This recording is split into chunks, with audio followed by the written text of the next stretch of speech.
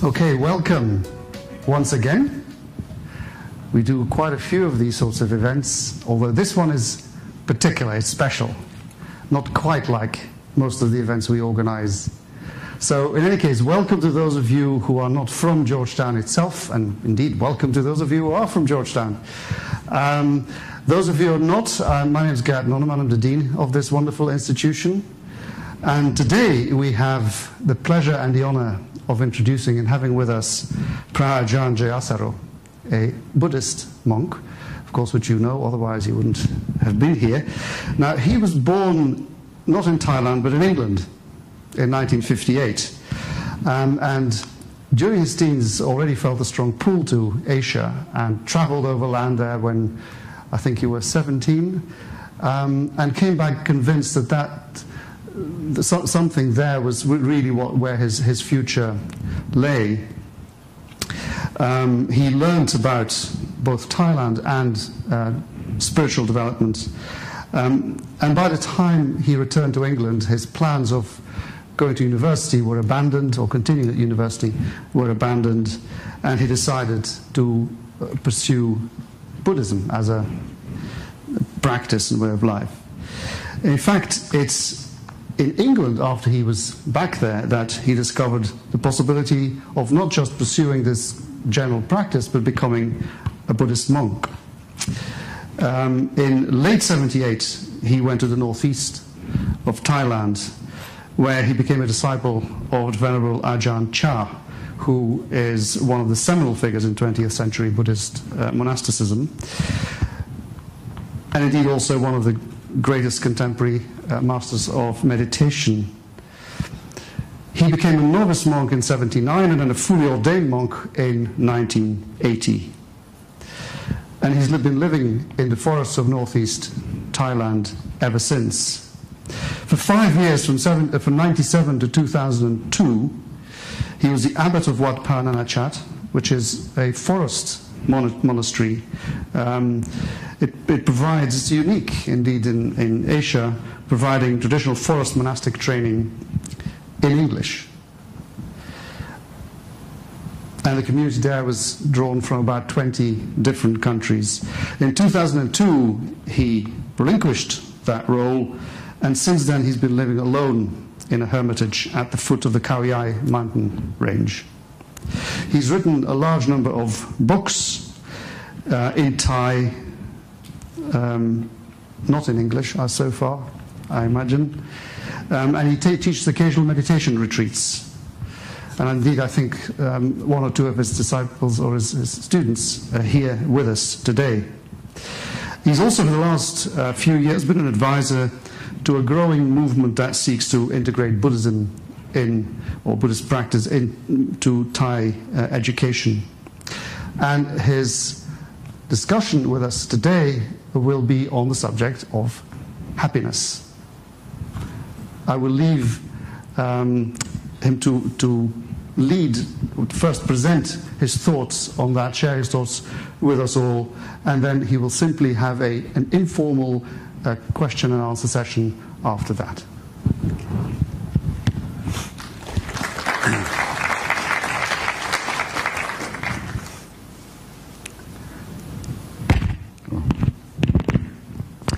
So good evening, everyone, and perhaps I should begin, for those of you who have not had any contact or ever read anything or studied anything about this particular school of Buddhism, that it is not in any way an evangelical tradition, and it is far from my mind to try to persuade or inspire you to become Buddhists this evening. But I do feel that there is a lot in the Buddhist tradition that people of other religions and traditions, or of no religion, can make use of in their life. And I'm very happy to be able to share some of my thoughts, reflections, experiences with you this evening with that goal in mind. One of the key teachings, or not a key teaching, but one which has quite an influence on his students, was that my teacher forbade monks giving public talks from preparing anything in advance. They have to be spontaneous. So one of the most enjoyable elements of giving a talk for me is that I don't really know exactly where it's going to go. And so the talk won't be particularly well structured, but I hope that nevertheless I will be able to share some things with you which you will enjoy and benefit from. I'd like to begin with making just a general observation about Buddhism, because it can be quite a puzzling and elusive tradition for those who brought up in other religious traditions and cultures. And I would like to suggest that the religions that grew up in this part of the world, in the Middle East, Judaism, Christianity, Islam, the great monotheistic traditions, may be grouped together as belief systems. And indeed, the word religion and faith, these words are used almost interchangeably these days. We say the great religions, the great faiths, which I think points very clearly to the fact that faith is considered the preeminent virtue in these religions. Buddhism comes from a different family of religions, and it's a different kind of religion. It's a different idea of what a religion is or might be, and this is why it's so puzzling. And many people say this isn't a religion. Surely it's a philosophy, or it's a way of life, or something. So my understanding is that Buddhism is a religion, but that it is not one of the belief system family of religions, but it is essentially an education system. So the idea of a religion as an education system is probably a rather unusual one, but it is, I think, essential to really have a grasp of the Buddhist teachings, and indeed the Buddhist teachings on happiness. So although faith is not rejected, it's considered as one element of an education process or an education system, and one which has to be developed within a context, one which has to be governed by and moderated by the critical faculty, because the particular value of faith is that it clarifies and it leads to passion and effort and concerted effort. So it has a very strong emotional impact. The shadow side of faith is that it can very easily become fanaticism or superstition. So in Buddhism, the attitude towards faith is it's like a double-edged sword. It's something which has a certain value, essential value in this education process, but one which has to be carefully monitored to prevent it from degenerating into something else which would have detrimental rather than positive effects. So one of the key principles of this school of Buddhism is a belief. Nevertheless, it is an article of faith. But the article of the chief fundamental article of faith is faith in the human capacity for enlightenment, or the human capacity for what we might call true or unfettered, unlimited happiness. And that can be broken down or to be expressed as a belief in the human capacity to be free, to let go of, to abandon toxic mental states, the capacity, the potential for human beings to cultivate positive, uplifting, ennobling mental states, and for the human being to purify their minds, to liberate themselves from all suffering and its causes. So this, the particular quality or the character of this faith is that it is something that has to be put to the test for it to be authentic. So if you have a belief that you don't have to be the prey of negative or what I've called toxic mental states, that you can lead your life in such a way, you can practice in such a way as to abandon these toxic mental states through your own efforts, then you have to put that to the test, don't you? Well, can you? Is it really possible? If you believe that you can cultivate positive, uplifting, ennobling mental states, then you're duty-bound, honor-bound to put that to the test. So this is the key feature of faith in Buddhist terminology, in the Buddhist way of talking about it, is the extent to which it leads to wise effort. So wise effort is a test of faith, the quality of faith, the nature of faith. Now, the Buddha proposed that life for what we call the unenlightened individual is one which is never free from the shadow, at least the shadow, of some kind of pain. That there is within us a fundamental sense of lack, or something not quite right, something missing. We might call it a lack of true happiness. Now the word which is used to express this in the Pali language used by the Buddha and in which the Buddhist texts are expressed is dukkha, which is usually translated into English as suffering.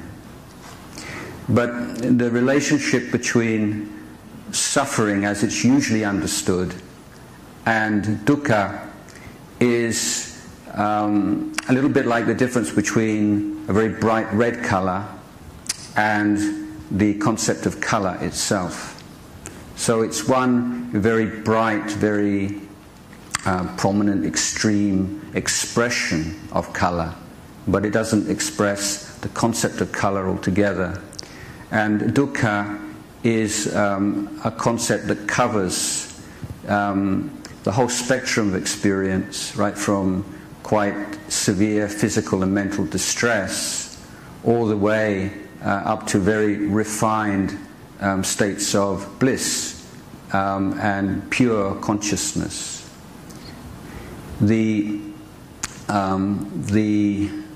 unenlightened being is always presented, always influenced by this sense of lack, and we seek to escape from that sense of lack in various ways, some more skillful, more intelligent than others. The Buddha taught that our efforts to escape from this sense of lack, that something's not quite right, that something's not quite fulfilling, that however much we have, however much we get, is still not quite enough, that we tend to assume that the answer lies in the gaining of some particular kind of experience, and we look for that experience outside of ourselves. But the kind of classic simile or metaphor for that kind of search is that of someone with a cracked vessel in which the liquid flows out relentlessly, tries to increase the volume of the fluid which is poured into the vessel, rather than repairing the vessel itself. So in the search for happiness, and the very fact that we search for happiness, is in itself an admission that we feel we lack it, is based upon certain premises, basic understanding of who we are, what life is, and what is happiness, which are often unexamined and based upon things that we've been told, things that we've absorbed through the culture and through our surroundings. And Buddha tells us to take nothing for granted, absolutely nothing, and to really look at the nature of happiness as we experience it, or to the extent to which we've experienced it, or to the things that we believe give us or will give us happiness, and to our experience of the lack of happiness, and to the one who wishes to be happy. Who is that one who wishes to be happy? So we often have a lot of contradictory, conflicting ideas about who we are, about what we want, and many of us, I think, can be, there's quite a disconnect between the logic and the systematic way we approach our life in the world and our careers, and the way that we approach our inner life, completely lacking in any kind of systematic analysis, systematic development of those causes and conditions that lead to happiness. So this particular phrase I just used there is one of the most important and most commonly used phrases that comes up again and again in Buddhist discourse: causes and conditions. So we're always taught to, what are the causes and conditions for success? What are the causes and conditions for failure? What are the causes and conditions for happiness? Causes and so this view of the internal world as following the same pattern and responding to the same strategies that we pursue in the outer world. If we have some problem in business or in some mechanical process, we don't usually pray or just hope for some successful resolution to that. I think in the real world what we do is say, what is this problem? What's caused the problem? What can we do about it? And so the Buddha is saying we should try to apply this same kind of effort to our inner being and our inner experience, and that it's not anything mystical or highfalutin. It's just an elevated form of common sense, if you like. So we're taught to observe our experience, So what is it that, when do we experience feelings of happiness? Are there different levels, different kinds of happiness? If there are they compatible? Or is it possible that certain kinds of happiness have to be abandoned or have to be put to one side if we want to experience other kinds of happiness? Is there a hierarchy of happiness? Is it possible to say certain kinds of happiness are superior to other kinds of happiness? This is the kind of analysis and effort that the Buddha recommended for us. So one proposal, one hypothesis here is that the more conditioned an experience of happiness is, the more inferior it is. The less conditioned a form of happiness is, then the more superior it is. And that the ultimate happiness is one which is completely unconditioned. So experience of pleasure and happiness through seeing something beautiful, hearing something pleasant, some pleasure, happiness experienced through the senses is not considered sinful or bad, but really kind of low quality happiness, because it's dependent on so many causes and conditions, few of which we have control over. It's also dependent upon the physical body. So certain pleasures available through the eyes become less accessible as the power of sight declines through age, or if there's an accident and you lose your sight, then that access to that particular kind of pleasure is completely lost. But also in the physical body, the pleasure and happiness we experience through the physical body is usually related to some kind of stimulus. And the kinds of pleasure dependent upon stimulus tend to be affected by the law of diminishing returns. And that's seen most obviously, of course, in drug use, where to begin with somebody might take one pill or one dose and experience some pleasure, but then after a while they need 2 pills to get the same pleasure they got from one, and then more and more and more. So the kinds of pleasure that arise through the body are subject to the law of diminishing returns. Also, the physical body can only take so much stimulus, and then it gets tired, it gets exhausted, or we need to sleep, we need to eat, we need some kind of relief.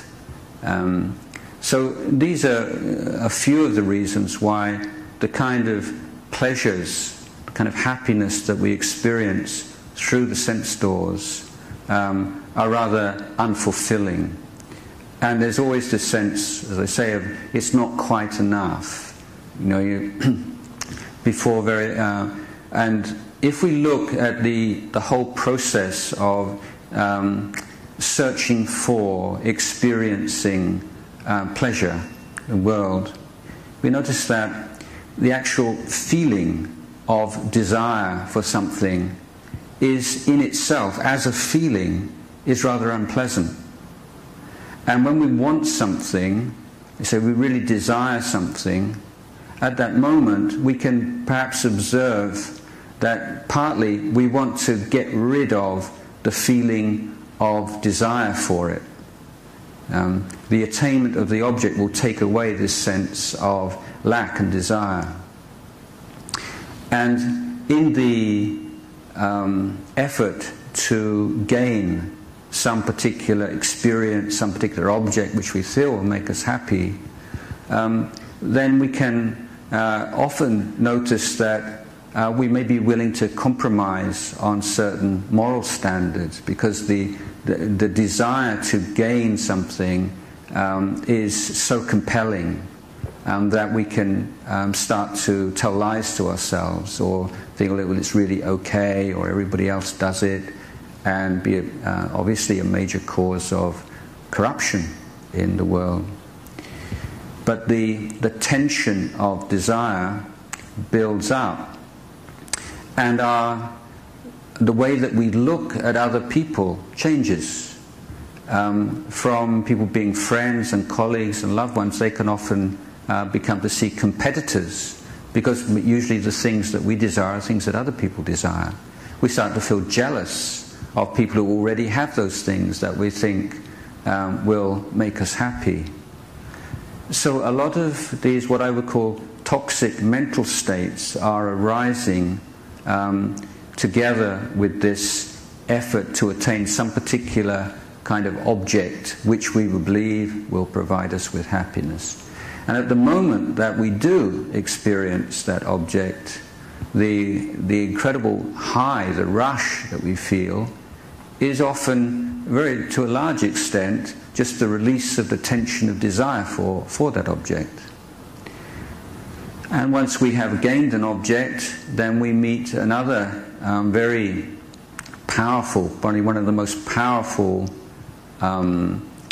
features of human psychology, and that's the fact that we get used to things, that we can't sustain the same intensity of pleasure in even the most wonderful and desirable object.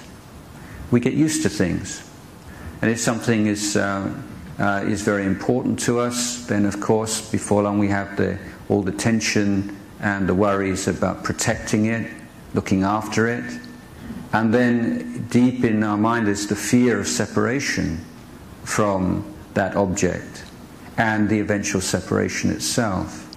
So if we look at the whole process of desire, search, attainment, even more so of course to disappointment when we can't get the things that we want, but even in the case that we do, then you see it's rather unsatisfactory. So one of the ideas I'd like to share with you today is that we put too much attention on those things, those experiences which we believe will provide us with happiness, and not enough attention on our capacity to experience happiness. So I'm talking about happiness here, or as a faculty of happiness, as it were. So we can talk about it like an appreciation of an artwork. Let's say someone who has had no formal education and was to look at a cartoon and the Mona Lisa or some masterpiece of Western art, it's quite likely, I think, that the uneducated person would prefer the cartoon. But with education, the appreciation of the genius of Da Vinci or whoever, then the appreciation of the work of art increases. And so I'd like to suggest that there's an analogy here, that we have an uneducated, uncultivated appreciation of happiness, which gradually disappears through a cultivation of the mind and the faculties of the mind, and a growing skill in dealing wisely and constructively with negative mental states, and a systematic cultivation of positive mental states. Of these positive mental states, one key one which you may have be familiar with, because it's becoming almost a buzzword these days in many different fields, and that's mindfulness.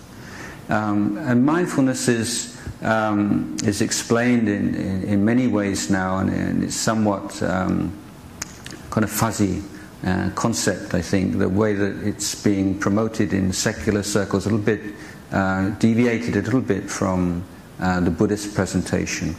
But anyway, let's just say very simply, it's the ability to be present to your life.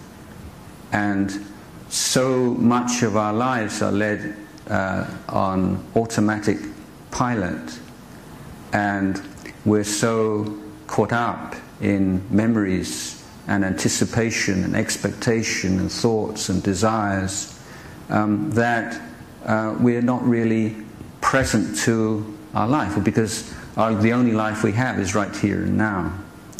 But our capacity to be present, to be real here and now, is not something that comes easily. It's something that comes through an education and a training and an interest in applying ourselves to developing that skill.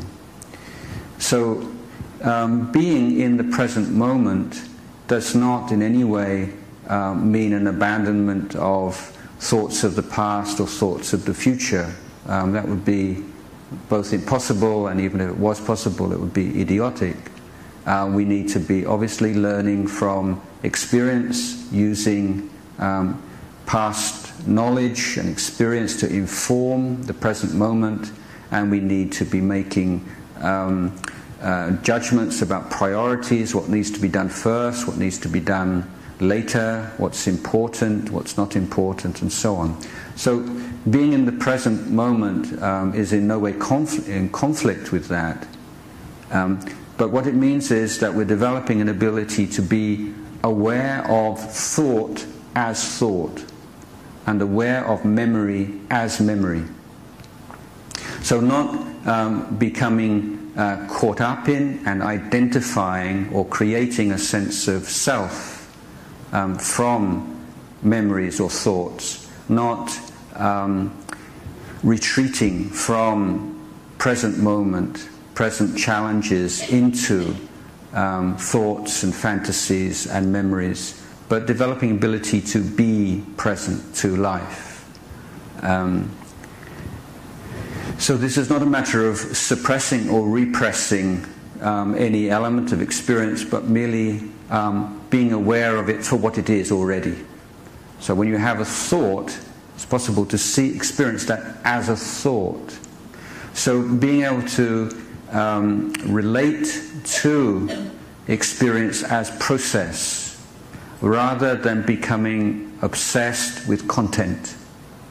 And many of the meditation practices taught in Buddhist tradition, indeed in other traditions, are leading us to away from this obsession with the content of experience and developing this perspective of experience as process. Indeed, in the Buddhist view, it could be said there are no nouns. There are absolutely no nouns. So the body is a verb, it's not a noun. Feelings, perceptions, thoughts, emotions, sense consciousness, these are all seen as, in this analogy, verbs rather than nouns. The mind is not a noun, it's not a thing, it's a process through time. And this is not a philosophical position, but it is a growing awareness that comes through developing the ability to look directly at experience without distraction.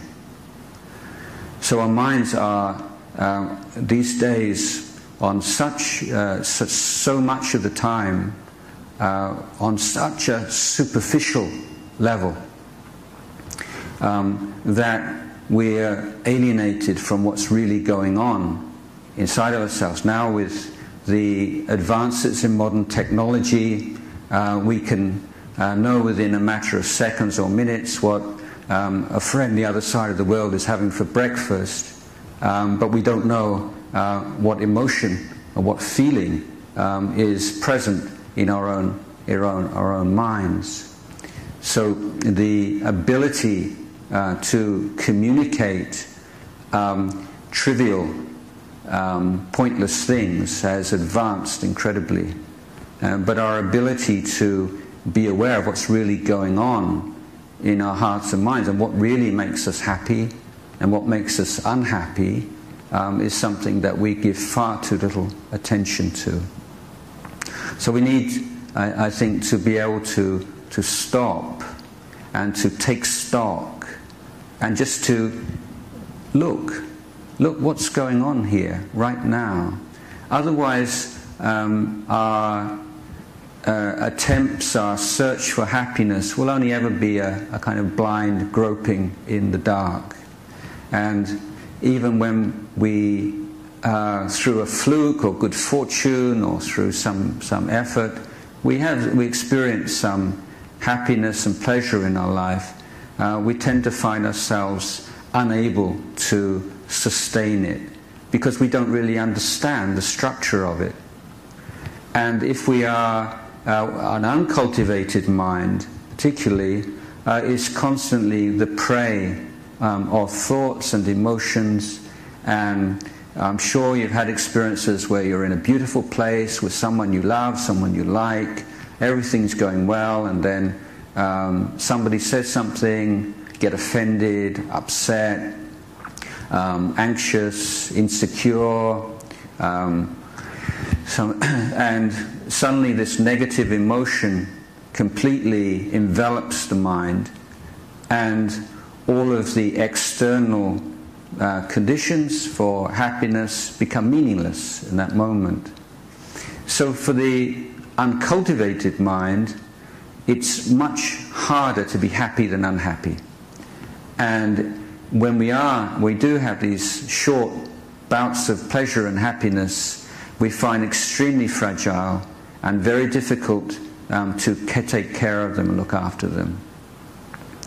So, simple observation that for any experience of happiness, we need external and internal conditions to be present, supporting conditions, and that the internal supporting conditions are more important than the external. They don't completely outweigh or replace the importance of external conditions, but they are more powerful.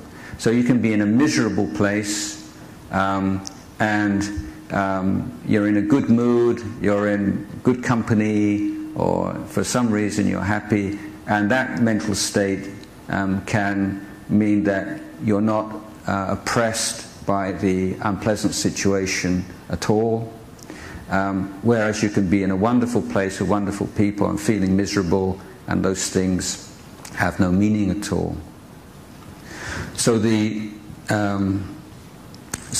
importance of understanding the way the mind works and learning how to deal with the mind effectively is absolutely central to experience of happiness and to the education of the mind to be able to aspire to and to enjoy the more refined experiences of happiness, those which are less conditioned and less bound up with toxic mental states.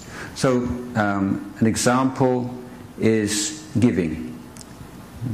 Basic example, if we give, we share, we serve others with no wish for any kind of reward, then I think this is a form of happiness and pleasure which all of you have experienced. And I think that if we compare that with the kinds of pleasures and happiness from beautiful sights, sounds, odors and tastes and so on, that there is a sense that this is somehow superior. It's on a higher plane. And if we make some sacrifice, we help someone, we help to reduce or relieve someone's suffering, we're able to contribute to their happiness, and we do so in a way with no desire for any material or even emotional reward of any kind, then in the Buddhist tradition we call this a noble treasure of the heart.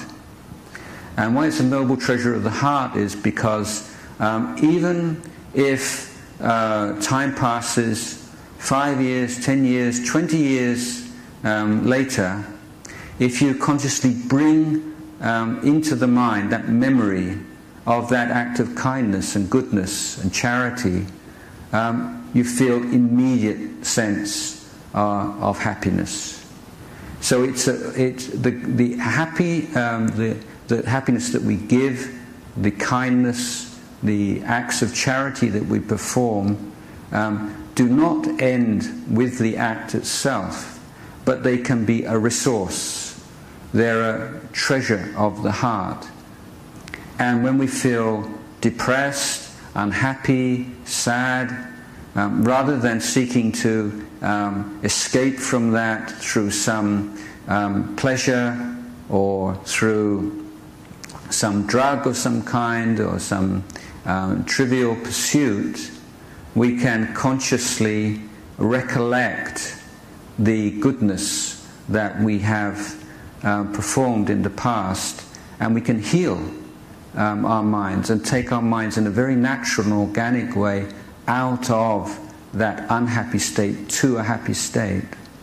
So this power of recollection of kindness, kind acts, goodness that we have performed in the past, that happiness is superior, I would say, to the happiness that we experience from going on holiday and having a great time and enjoying ourselves. Because when you're in pain, physical pain, mental distress, you remember times when you've had a great time in the past, and it doesn't have that same healing effect, uplifting effect on the mind.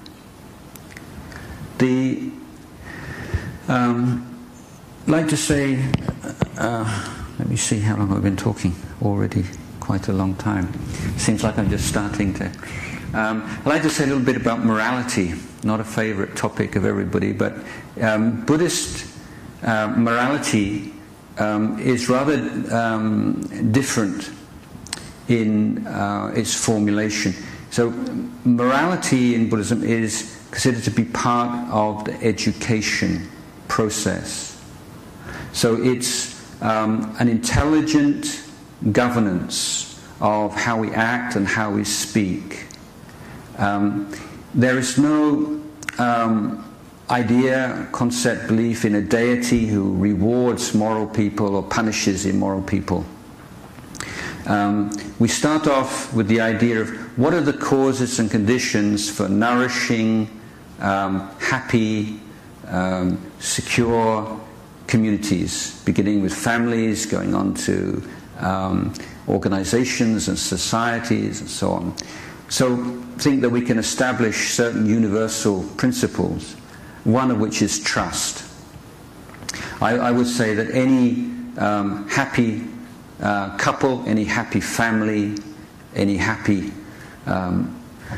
community of any sort is dependent on people having mutual trust. So on what do we found our trust? On what can trust practically be established? Buddhist answer is on a very basic and simple faculty that we all possess. We are all animals, we all have instincts, animal instincts, but we also have this rather special quality of being able to stand back from.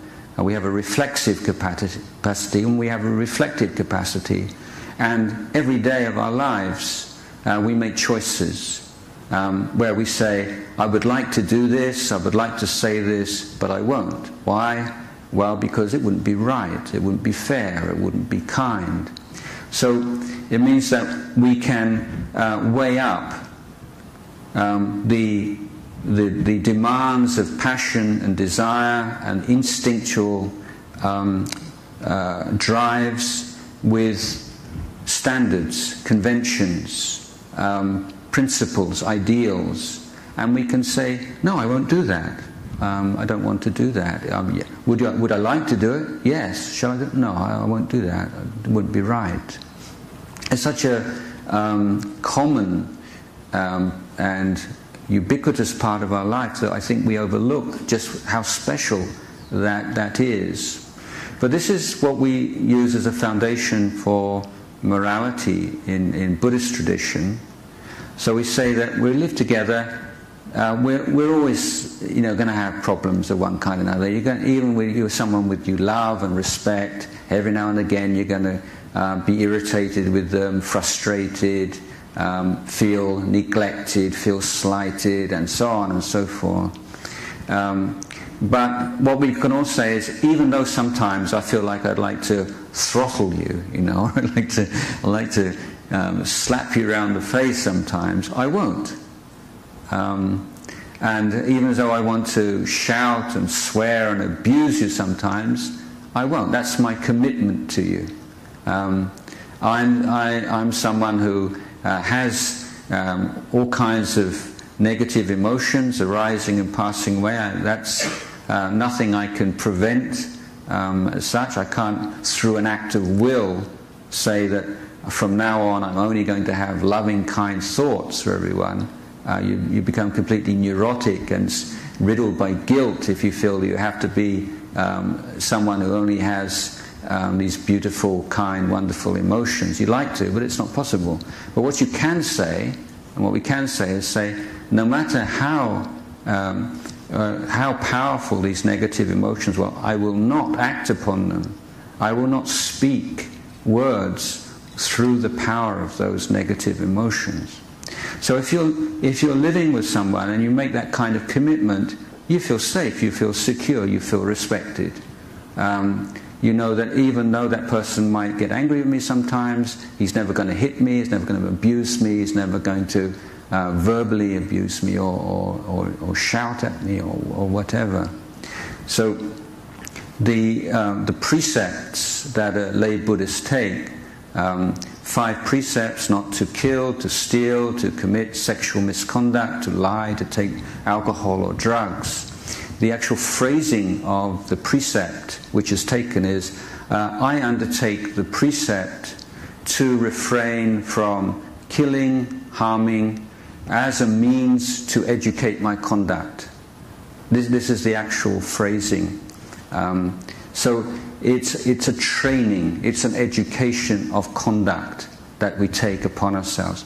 Now the essential principle here is it has to be voluntary, because you see the value of it, and because you see the suffering and the conflicts that arise from not governing conduct.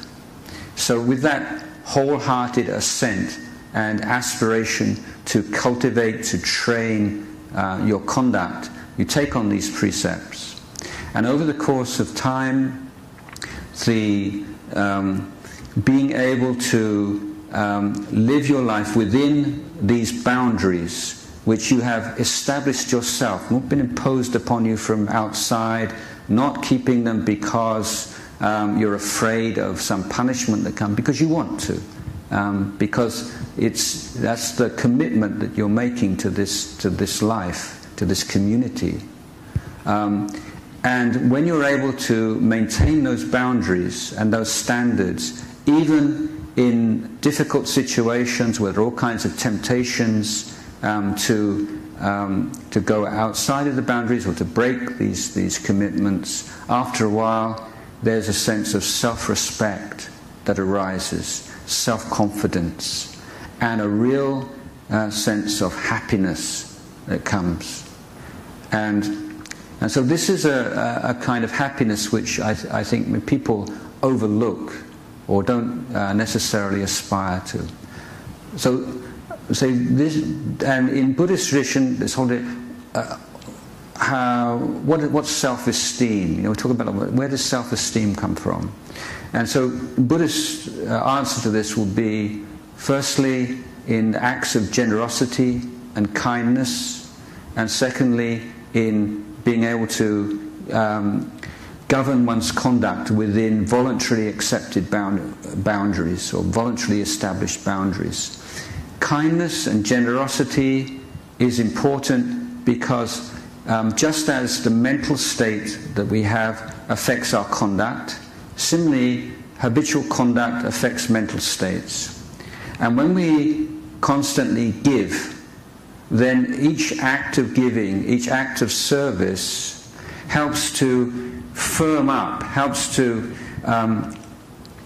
increase this perception of oneself as a giver, as someone who has something to give to the world, as someone who finds joy in giving. So skillfully creating a conventional identity of someone who gives, someone who has something to give. and someone who has boundaries and standards and can maintain them no matter what the external situation might be. So there's a lot of interest these days in Buddhist meditation techniques, but often I feel it's rather superficial, and I want to live exactly the way I'm living right now, but I don't want to experience the tension and the mental suffering that arises from it. So I want to be peaceful, but how can I be peaceful without giving up all the things that prevent me from being peaceful?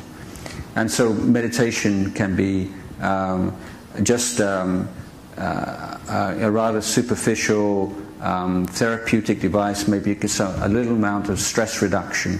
But in Buddha's point of view, it has to be embedded in this whole attitude to life of cultivation of conduct, cultivation of emotions, and dealing with negative emotions well and positive emotions. So the training of the heart and that which is providing the foundation for the more subtle and the higher kinds of happiness is based upon effort.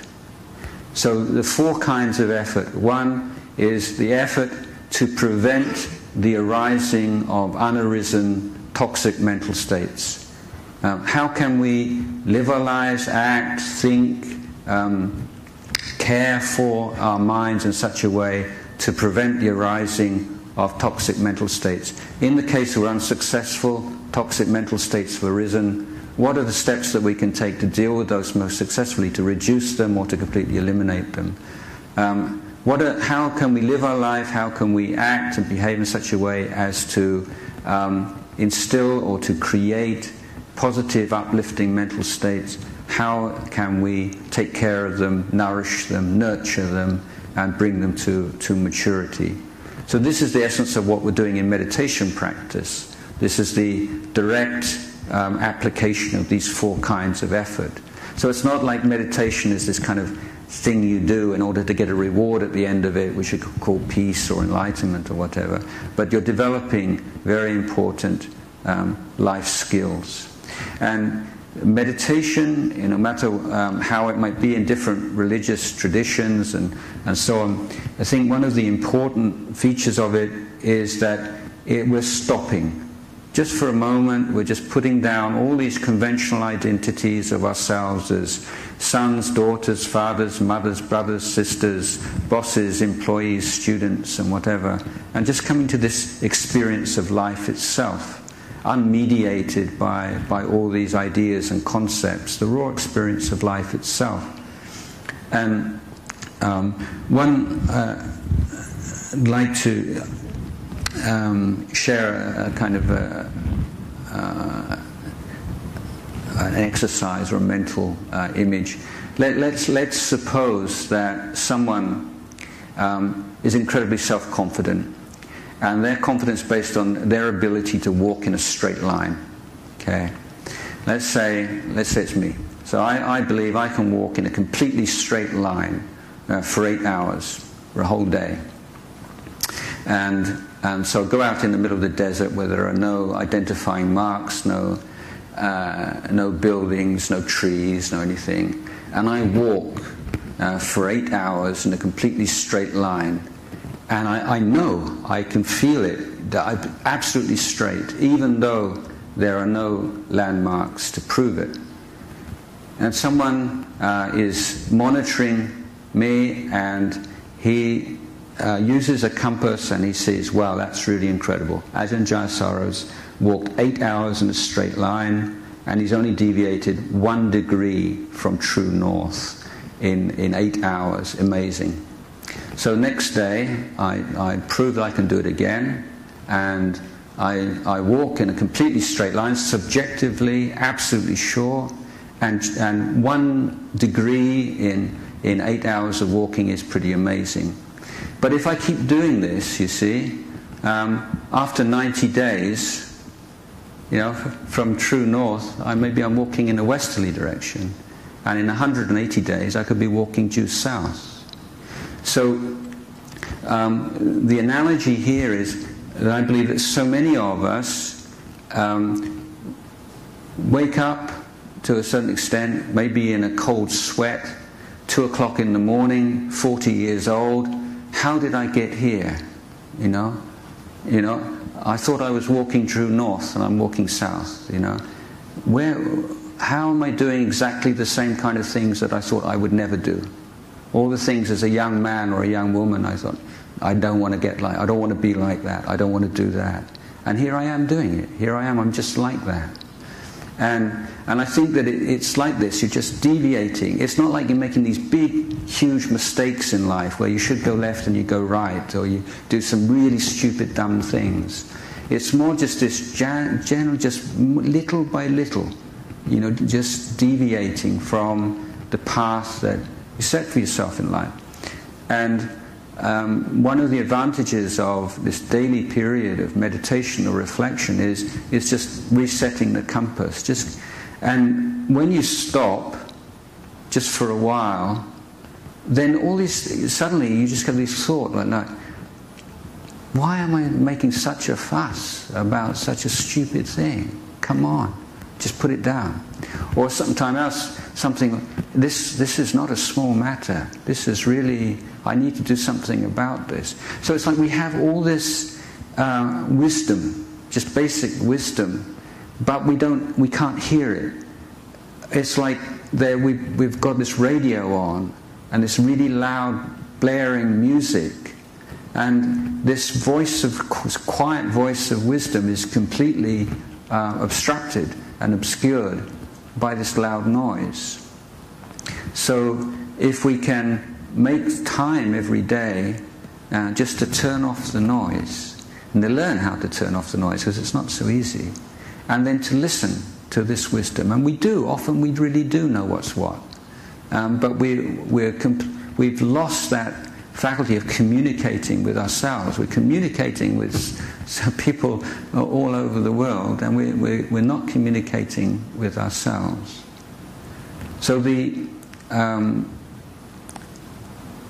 just to end the talk, I would just like to say that the fundamental conditioning factor for unhappiness are the toxic mental states that arise from a lack of examination, lack of understanding about the nature of the body and mind. And that through looking, observing, learning from our experience, adopting this attitude of a student of life, a student of experience, then we can start to ground ourselves in those things that do make us happy. And begin to see a lot of things that we've been taught will make us happy. Yes, they don't. Everybody else may think so, and the whole culture may be telling us so. We don't. But we look at our minds very honestly, it doesn't work. And we can find that if our mind is bright and clear, and we can develop this sense of love and enthusiasm, interest in our duties, our responsibilities, then even the most mundane and despised of activities can produce a real sense of well-being. So we need to be taking responsibility for our lives. We give far too much importance to externals. We say, he or she disappointed me so much. He hurt me. She hurt me. And we give this power to other people and other things, and completely denigrate our own self, or overlook the fact that there's no body, there's no thing that can make us suffer. There are things that are triggers for suffering. But if there is not some ignorance, some craving, some internal toxic mental factor in ourselves combining with that, suffering cannot arise. So if we were to put a hand in a fire, whoever it might be, it could be a saint, it could be a sinner, it could be a professor, it could be a schoolboy, a man, woman, Muslim, Buddhist, whoever, put their hand in a fire to get burnt, because it's the nature of fire, the nature of human skin. But somebody says something slighting, someone shows contempt for some other person. It's not the same, is it? Somebody might have a very strong emotional reaction, somebody might have a mild emotional reaction, somebody else might have no emotional reaction at all. The same person at one particular time might have a strong emotional reaction, other time not.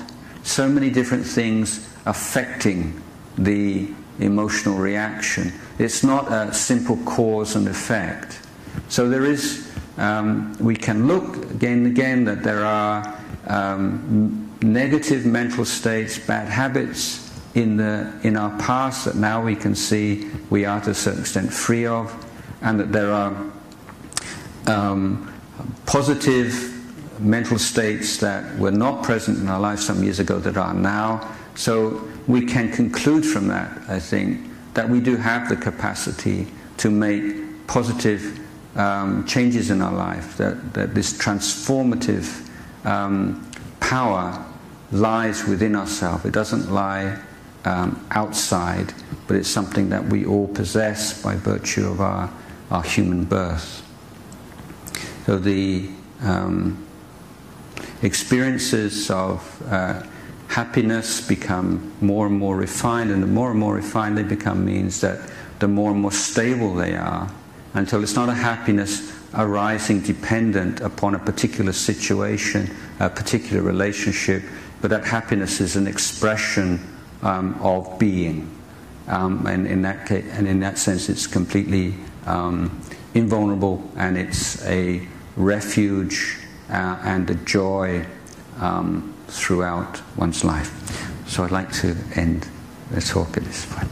So I just want to say thank you very much, personally and on behalf of Georgetown and all of us here.